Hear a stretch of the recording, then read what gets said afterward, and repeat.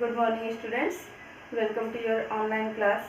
बच्चों, आज हम लोग कठपुतली शीर्षक कविता के अंत में दिए गए रचनात्मक गतिविधियों के बारे में जानेंगे। बच्चों, क्या आप लोग जानते हैं विश्व कठपुतली दिवस कब मनाया जाता है? जी हाँ, विश्व कठपुतली दिवस 21 मार्च को 21 मार्च को पूरे देश में कठपुतली दिवस के रूप में मनाया जाता है। कठपुतली का खेल अत्यंत प्राचीन तथा मनोरंजक खेल है। यह आज पूरे विश्व में प्रचलित है। क्या आपने 32 पुतलियों की कहानी, जिसे सिंहासन बत्तीसी कहते हैं, के बारे में सुना है या पढ़ा है? अगर नहीं पढ़ा है तो आज हम लोग इसी के विषय में पढ़ेंगे। सिंहासन बत्तीसी जो है वो किसके विषय में लिखी गई है और कैसे लिखी गई है? सिंहासन बत्तीसी 32 पुतलियों द्वारा कही गई कथाओं का संग्रह है। इन कथाओं का नायक विक्रमादित्य है। विक्रमादित्य अत्यंत कुशल, वीर, धार्मिक प्रवृत्ति के राजा थे तथा प्रजा से प्रेम करने वाले थे। उनके इन्हीं गुणों को पुतलियों ने कथा के रूप में बताया है। तो चलिए हम देखते हैं कि सिंहासन बत्तीसी क्या है। लगभग 1100 वर्ष पूर्व उज्जैन में राजा भोज नाम के एक राजा थे। वह प्रजापालक, विनम्र, धार्मिक प्रवृत्ति के राजा थे। उनकी राज्य में सभी लोग सुखी थे, संपन्न थे। उन्हीं के राज्य में, राजा भोज के राज्य में ही एक कुम्हारों की बस्ती थी जो मिट्टी के बर्तन बनाया करती थी। वहाँ के लोग मिट्टियों के बर्तन बनाया करते थे। वो अत्यंत सुखी, संपन्न और एक दूसरे से प्रेम करते थे। गांव के पास ही, बस्ती के पास ही टीले थे। उन्हीं टीलों से ये कुम्हार मिट्टियाँ लाते थे। वह मिट्टी अत्यंत सुगंधित और चिकनी थी। कुम्हार अपने हाथों से मिट्टी के बर्तन बनाते थे और उस पे विभिन्न प्रकार की कलाकृतियाँ उकेरते थे, जिसके कारण उनके बर्तन आसपास के राज्यों में भी प्रसिद्ध थे। इन्हीं कुम्हारों की बस्ती में सूरजभान नाम का एक गडरिया रहता था, जो कि इन कुम्हारों के गायों और बकरियों को चराया करता था। वह अत्यंत सामाजिक और दूसरों की भलाई करने वाला व्यक्ति था। सभी कुम्हार उससे बहुत प्रेम करते थे। सूरजभान का एक लड़का था जिसका नाम चंद्रभान था। चंद्रभान भी अपने पिता की तरह सामाजिक था, दूसरों की भलाई किया करता था।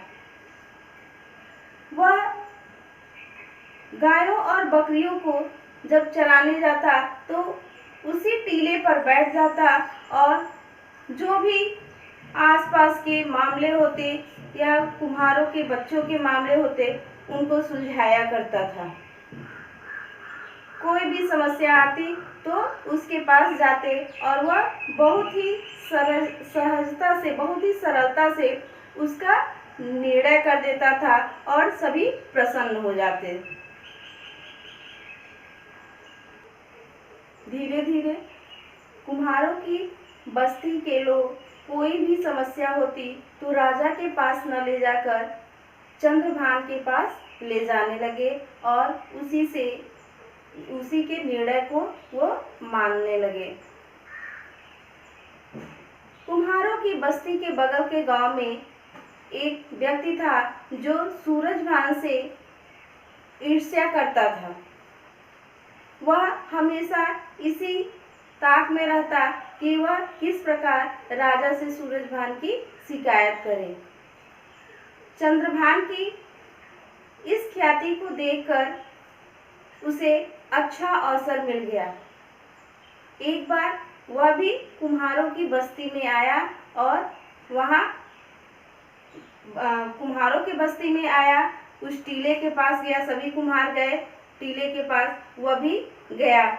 उसने देखा कि एक मामला आया था जिसमें एक बकरी को लेके दो लोग आपस में विवाद कर रहे थे।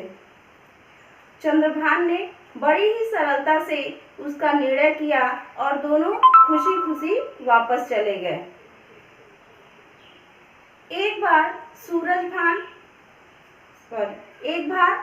बार चंद्रभान ने टीले पर बैठे ही बस्ती वालों से पूछा कि क्या तुम अपने राजा के बारे में जानते हो?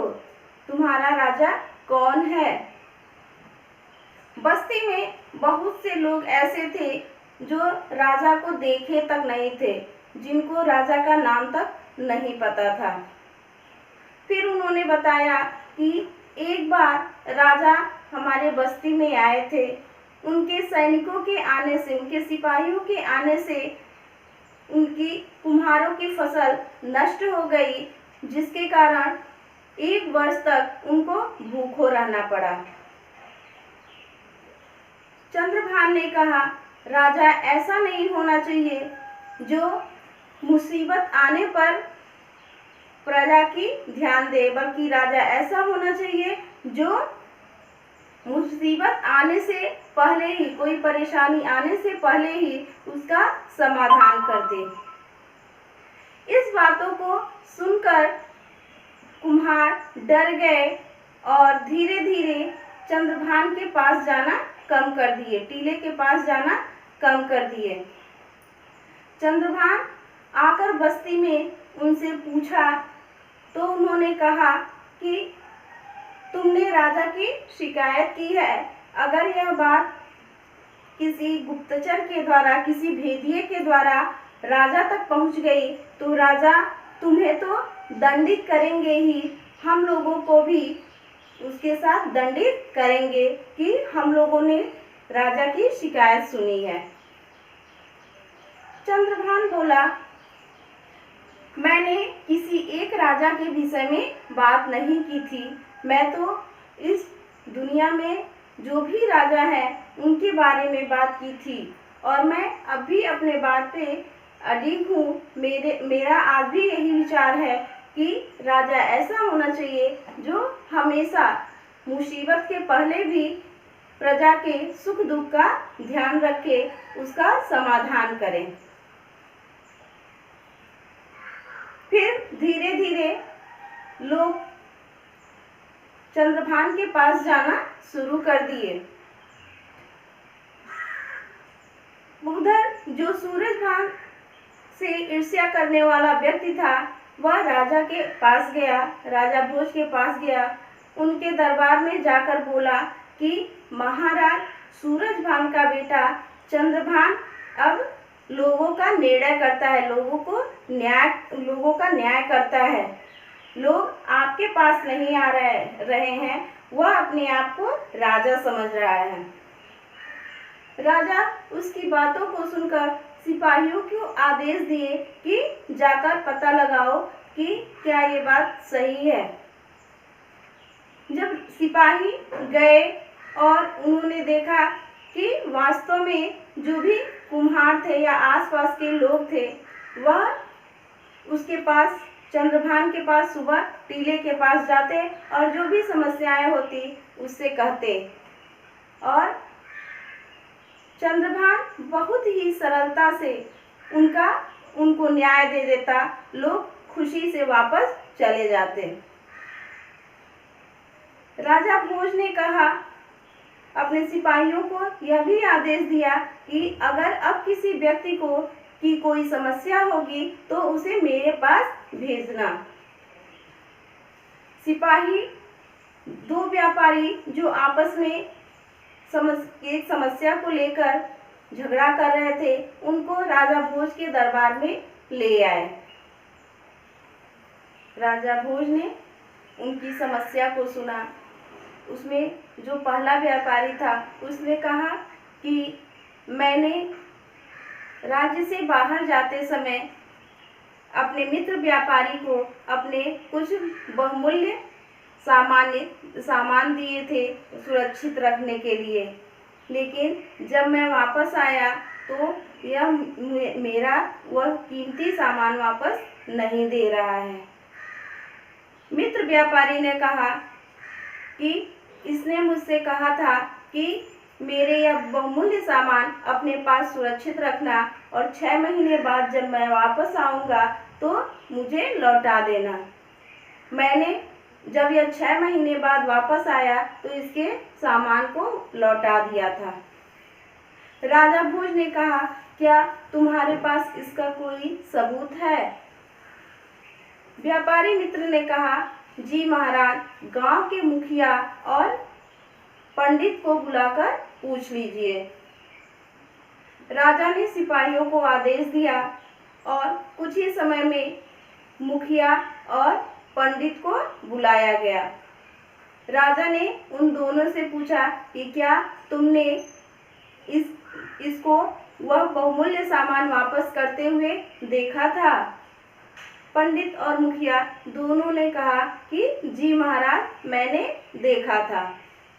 इस तरह से राजा ने उस व्यापारी को क्षमा मांगने के लिए कहा, अपनी झूठ के लिए क्षमा मांगने के लिए कहा। मित्र व्यापारी जो था उससे क्षमा मांगने के लिए कहा।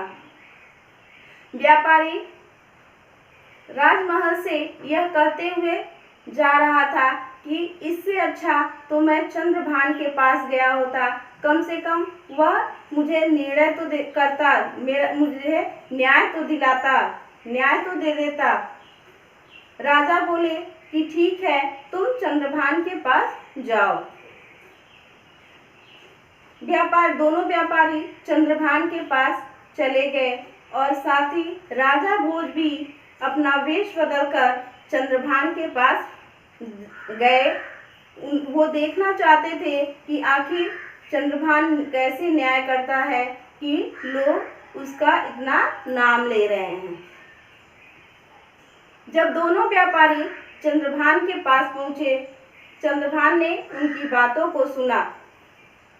फिर चंद्रभान ने मुखिया और पंडित से पूछा कि क्या तुमने इनको वो बहुमूल्य सामान वापस करते हुए देखा था? पंडित और मुखिया ने कहा कि जी हाँ, हमने देखा था। फिर चंद्रभान उनसे पूछा कि ठीक है, बताओ उसमें कौन कौन सी वस्तुएं थी और कितनी थी? इस प्रश्न का उत्तर ना तो पंडित के पास था और ना ही उस मुखिया के पास था। दोनों चंद्रभान के सामने हाथ जोड़ने लगे कि हमसे बहुत बड़ी भूल हुई है, हमने झूठ बोला है। साथ ही साथ जो मित्र व्यापारी था वह भी चंद्रभान के आगे हाथ जोड़ने लगा और कहा कि मैं घर वापस जाकर इसके जो भी बहुमूल्य सामान हैं उनको वापस कर दूंगा। राजा भोज यह देखकर आश्चर्यचकित रह गए। उन्होंने चंद्रभान से पूछा कि आखिर तुम यह न्याय कैसे करते हो? चंद्रभान ने कहा कि जब मैं इस टीले पर बैठता हूँ तो मेरे अंदर एक शक्ति आ जाती है और उस शक्ति के द्वारा ही मैं न्याय करता हूँ। नहीं तो इस टीले के बाहर जाकर मैं बस्ती में लोगों से इस तरह बात भी नहीं कर सकता। मेरे अंदर इतनी क्षमता नहीं है कि मैं लोगों से इस तरह बात कर सकूं। राजा भोज ने सोचा कि इस टीले के अंदर जरूर कोई न कोई शक्ति है। टीले की खुदाई करवाई गई और जब खुदाई हुआ तो उसके नीचे एक सिंहासन मिला। उस सिंहासन को देखते ही राजा भोज की आंखें चौधिया गई। वह उस सिंहासन के अंदर अत्यंत तेज था। वह सिंहासन सोने का बना हुआ था। उस पे 32 पुतलियां बनी हुई थी और सिंहासन में हीरे मोती रत्न जड़े हुए थे। राजा भोज सिंहासन को राजमहल में ले आए और उसको उस पे जमी हुई धूल मिट्टी को साफ करवाया। एक दिन जब राजा भोज उस सिंहासन पर बैठने जा रहे थे तो सिंहासन पे बनी हुई पुतलियां राजा का उपहास करने लगी, उनका मजाक उड़ाने लगे। वह पुतलियों के इस उपहास से दुखी हुआ और बोला कि तुम लोग क्यों हंस रही हो। इस तरह से एक एक करके सभी पुतलियों ने राजा भोज को विक्रमादित्य की गुणों को कथा के रूप में सुनाया।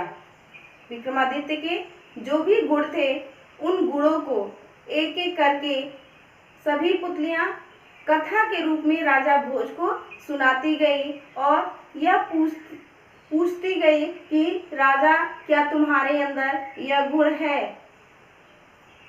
अंत में जब आखिरी पुतली ने राजा भोज को विक्रमादित्य की कहानी सुनाई तो राजा भोज बोले कि मेरे अंदर विक्रमादित्य जैसे गुण नहीं हैं। विक्रमादित्य के अंदर देवताओं के गुण थे, वह गुण शायद किसी मनुष्य के अंदर नहीं हो सकता। इस तरह पुतलियां रानी पुतली के पास गई और रानी पुतली से बोली कि रानी, आज राजा भोज के अंदर वह उत्सुकता सिंहासन पर बैठने की नहीं दिखी जो पहले दिखती थी।